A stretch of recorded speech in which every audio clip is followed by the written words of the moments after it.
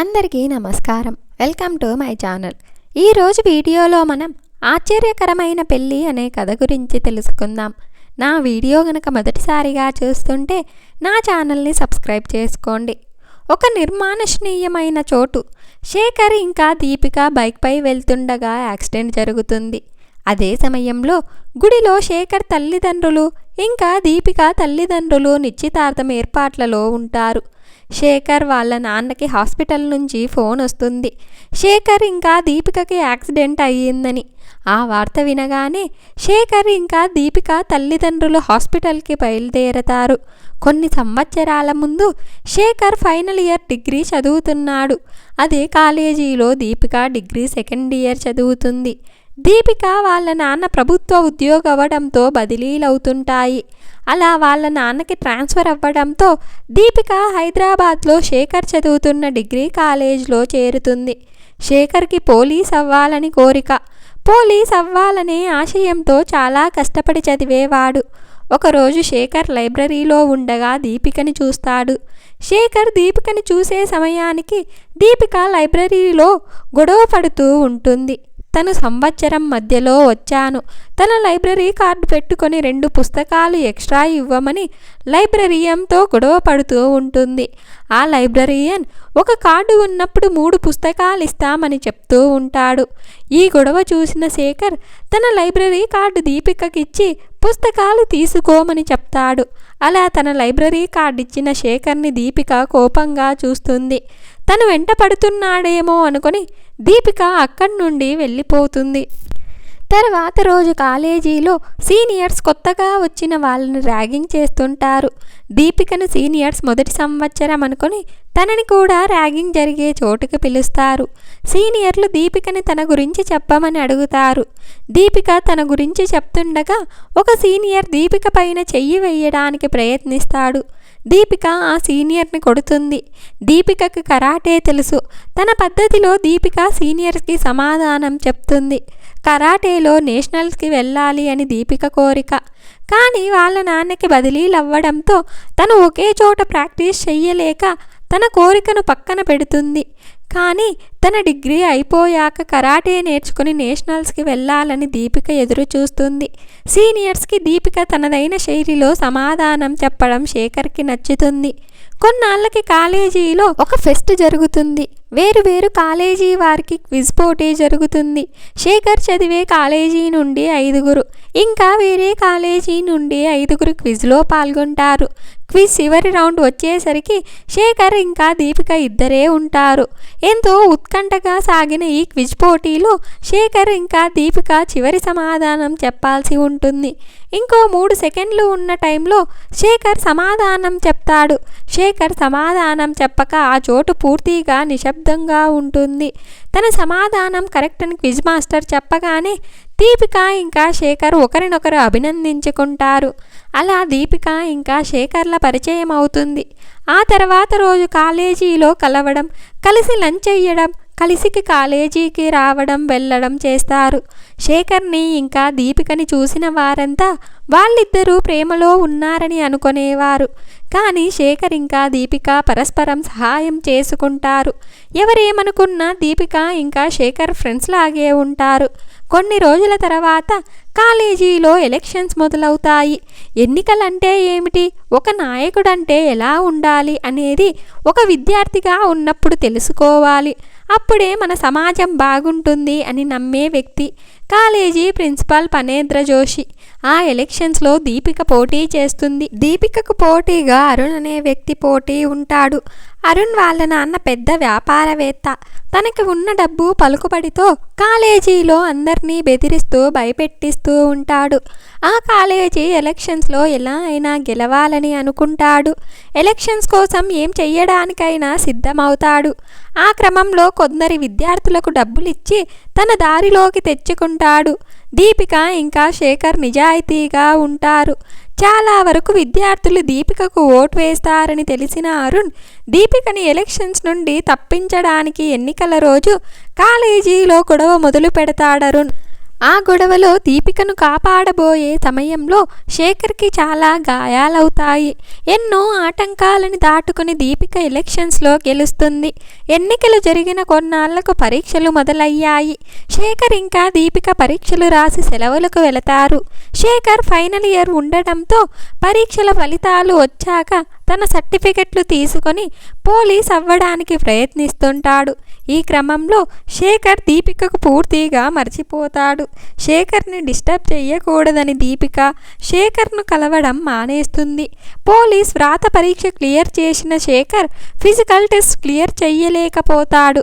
ఆ రోజు కాలేజీ ఎలక్షన్స్లో జరిగిన గొడవలో శేఖర్ కాలికి దెబ్బ తగలడంతో కాలు ఫ్రాక్చర్ అవుతుంది. అప్పటి నుండి శేఖర్ ఎక్కువ పరిగెత్తలేకపోతాడు. ఈ కారణంగా పోలీస్ ఫిజికల్ టెస్ట్ క్లియర్ చేయలేకపోతాడు. ఇంకా తను పోలీస్ అవ్వాలనే కలకు శేఖర్ దూరం అవుతాడు. వాళ్ళ నాన్న పేరు చెప్పి పోలీస్ అవ్వచ్చు, కానీ శేఖర్కి అలా సంపాదించే పోలీస్ ఉద్యోగం వద్దని అనుకుంటాడు. తను పోలీస్ అవ్వలేనని తెలిసి ఇంటెలిజెన్స్ బ్యూరో ఎగ్జామ్స్కి ప్రిపేర్ అవుతాడు. శేఖర్ ఇంటెలిజెన్స్ బ్యూరోలో సెలెక్ట్ అవుతాడు. శేఖర్కి ముంబైలో పోస్టింగ్ వస్తుంది. తన తల్లిదండ్రులతో శేఖర్ ముంబైకి షిఫ్ట్ అవుతాడు. 5 సంవత్సరాల తర్వాత ఒకరోజు శేఖర్ విచారణ పనిపైన బస్ రిజర్వేషన్ ఆఫీస్కి వెళతాడు. అక్కడ దీపికను చూసి ఆశ్చర్యపోతాడు. ఒకసారిగా తన కాలేజీ రోజులు దీపికతో ఉన్న సమయం శేఖర్కి గుర్తొస్తుంది. దీపికను ఆశ్చర్యపరచాలని తన దగ్గరికి వెళతాడు. శేఖర్ని చూసిన దీపిక చాలా ఆనందిస్తుంది. నువ్వు ఇక్కడ ఏం చేస్తున్నావు? కరాటేలో ఛాంపియన్ అయ్యుంటావని అనుకున్నా అని శేఖర్ దీపికతో అంటాడు. దీపిక వాళ్ళ నాన్న బదిలీ కారణంగా దీపిక కరాటే ఛాంపియన్ కావాలనే కోరికను వదిలేస్తుంది. దీపిక ఫైనల్ ఇయర్ అయిపోయాక వాళ్ళ నాన్నకి ముంబై ట్రాన్స్ఫర్ అయ్యింది. ముంబై వచ్చాక తన కరాటే కళను పక్కన పెట్టి జాబ్ చేస్తూ ఉంటుంది. అలా దీపిక ఇంకా శేఖర్ వాళ్ళు కలిసి ఉన్న రోజులు కాలేజీ రోజులు గుర్తు చేసుకొని మాట్లాడుకుంటుంటారు. అంతలో శేఖర్కి ఫోన్ రావటంతో దీపిక ఫోన్ నెంబర్ తీసుకుని తన ఫోన్ నెంబర్ దీపికకి ఇచ్చి అక్కడి నుండి బయలుదేరుతాడు. ఒక రోజు తర్వాత దీపిక శేఖర్ని కలవడానికి శేఖర్కి ఫోన్ చేస్తుంది. శేఖర్ కూడా దీపికని కలవాలని అనగానే సరే అని చెప్తాడు. ఒక కాఫీ షాప్లో శేఖర్ ఇంకా దీపిక కలుస్తారు. శేఖర్ని ప్రేమిస్తున్న విషయం దీపిక శేఖర్కి ఇలా చెప్తుంది. శేఖర్, మన ఇద్దరి మధ్య ఉన్నది స్నేహమని అనుకున్నా. నువ్వు నా నుండి దూరం అయ్యాకే నాకు తెలిసింది నేను నిన్ను ఇష్టపడ్డాను, ప్రేమించానని.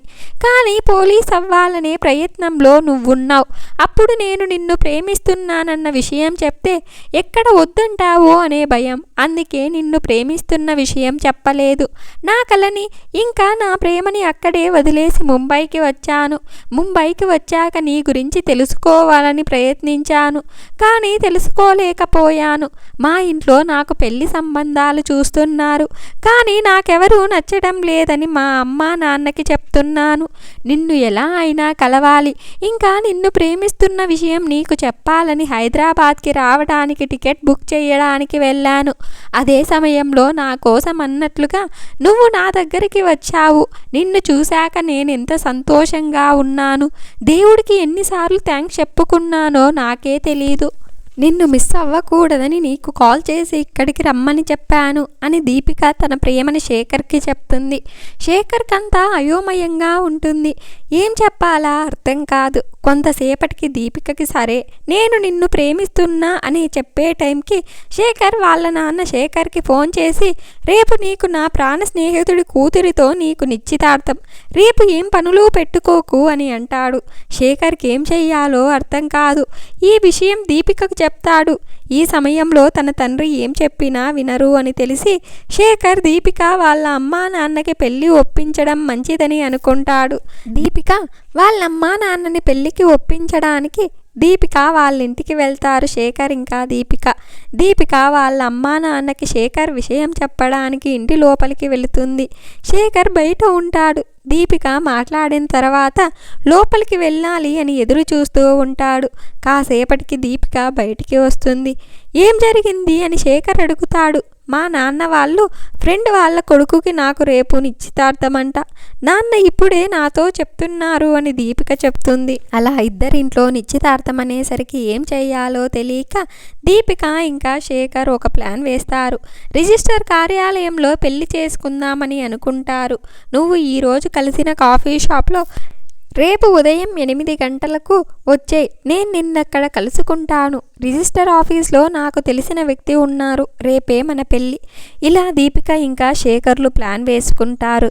ఆ తర్వాత రోజు రిజిస్టర్ కార్యాలయం వెలుగుతుండగా శేఖర్ ఇంకా దీపికకు యాక్సిడెంట్ జరుగుతుంది. ప్రస్తుతం ఏం జరిగిందంటే శేఖర్ వాళ్ళ నాన్నకి హాస్పిటల్ నుంచి ఫోన్ వస్తుంది, శేఖర్ ఇంకా దీపికకి యాక్సిడెంట్ అయ్యిందని. ఆ వార్త వినగానే శేఖర్ ఇంకా దీపిక తల్లిదండ్రులకు హాస్పిటల్కి కంగారుగా వెళతారు. శేఖర్ ఇంకా దీపికకు చిన్న చిన్న గాయాలవుతాయి. శేఖర్ వాళ్ళ తల్లిదండ్రులు ఇంకా దీపిక వాళ్ళ తల్లిదండ్రులు కలిసి ఉండాలని చూసి శేఖర్ ఇంకా దీపిక ఆశ్చర్యపోతారు. మీ ఇద్దరికి మేమే పెళ్లి చేద్దామనుకుంటే మీరేంటి రిజిస్టర్ ఆఫీస్కి వెళ్ళి పెళ్లి చేసుకుందామని అనుకున్నారు. నిన్నే వీడిని కలిశాను, వాడి కూతురి కోసం సంబంధాలు చూస్తున్నారని తెలిసింది. నా స్నేహితుడు నా వియ్యంకుడు కావాలని నా మాట నువ్వు కాదు అనవనే నమ్మకంతో వెంటనే నీకు ఫోన్ చేసి చెప్పాను అని శేఖర్ వాళ్ళ నాన్న అంటారు. అప్పుడు శేఖర్ ఇంకా దీపికకు అర్థమవుతుంది వాళ్ళ నాన్నలు ఇద్దరు ప్రాణ స్నేహితులని. ఈ విషయం శేఖర్ ఇంకా దీపికకు తెలిసిన వారిద్దరికీ వేరే వాళ్ళతో పెళ్ళవుతుందని అనుకుని రిజిస్టర్ ఆఫీస్లో పెళ్లి చేసుకుందామని అనుకుంటారు. చివరికి నిజం తెలిసి ఒకరినొకరు చూసుకుని నవ్వుకుంటారు. ఇంత మంచి కథను మనకు అందించిన సాయినాథ్ గారికి ధన్యవాదాలు.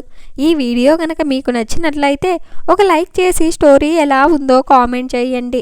నా ఛానల్ ఇంకా సబ్స్క్రైబ్ చేసుకోకపోతే వెంటనే నా ఛానల్ని సబ్స్క్రైబ్ చేసుకోండి.